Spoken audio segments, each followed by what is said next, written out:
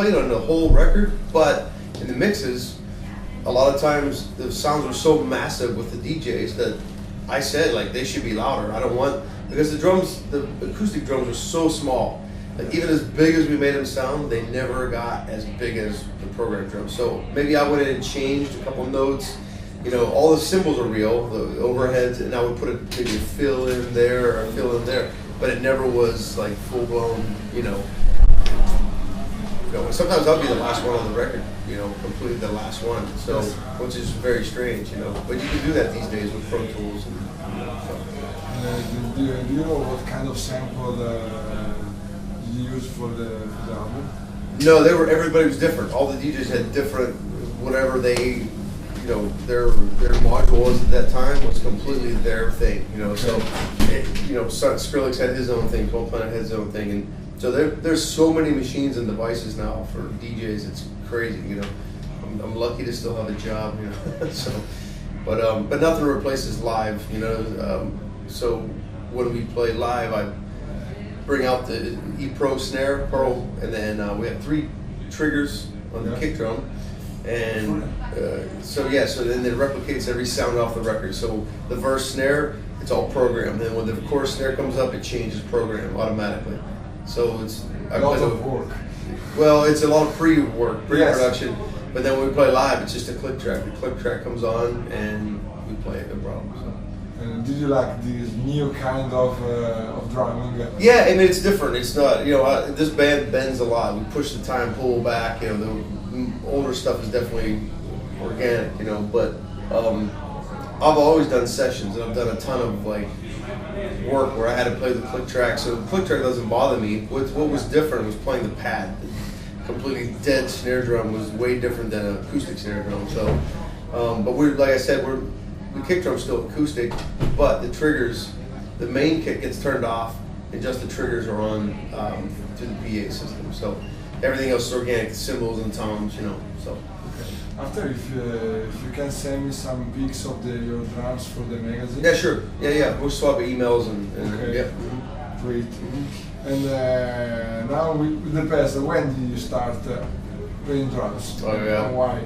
Oh yeah. Long time ago. Probably when I was 5 or 6. You know, no one in my family's into music. I was just like beat on everything around, and the stereo would be always on. My parents always played Beatles, Elvis, and Chuck Berry and all these older. Rock and roll. Yeah, so I just would tap on everything, and then they finally bought me a kit, and then the same stories everyone has. You know, I started just playing the AC/DC, Ozzy, Kiss, Rush, Ted Nugent, and but I grew up on a giant farm in the middle of nowhere, so no one told me what to listen to. Here, listen.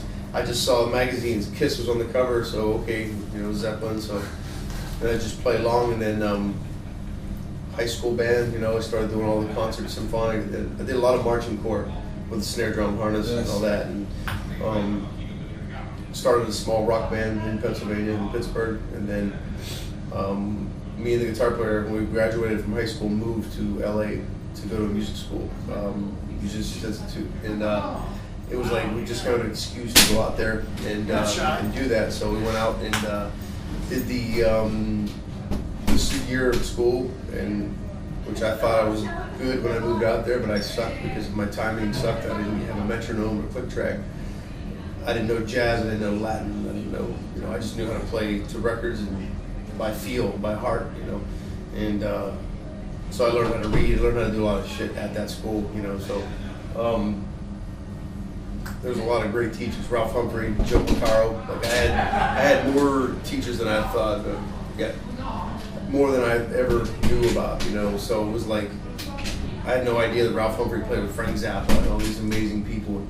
Joe Picaro, Jeff's dad, was the guy that taught me.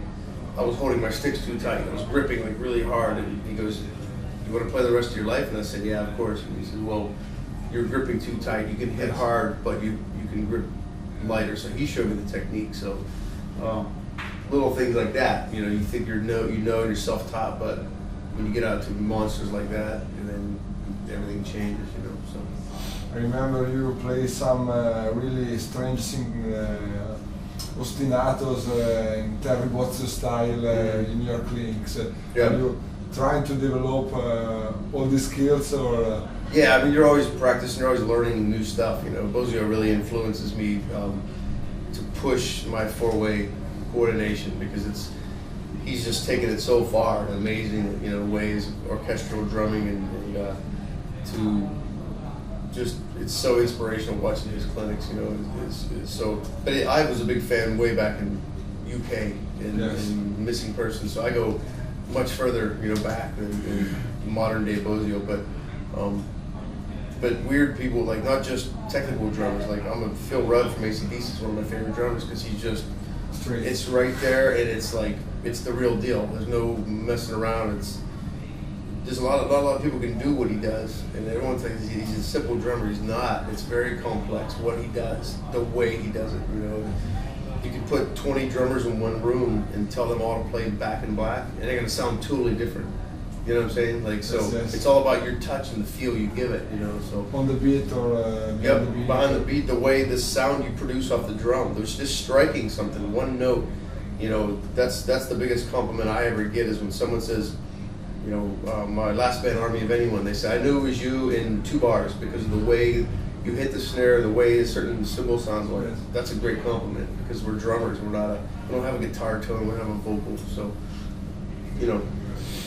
And nowadays, do you teach? Do you own your studio at home? Do you have time to teach? This band keeps me pretty busy, you know, so I don't really teach as much. I do one-offs. Like I have 2 kits in my house, and if someone really wants a lesson, I'll give a one time, maybe, or 2 weeks or something like that, and that's it. But this band keeps us real busy, you know. So before, I was in 6 bands in LA, you know, playing with different things and doing sessions, but I like to, I miss it, you know, sometimes. I do clinics and stuff like that. I remember your clinics in Italy last year. Yeah.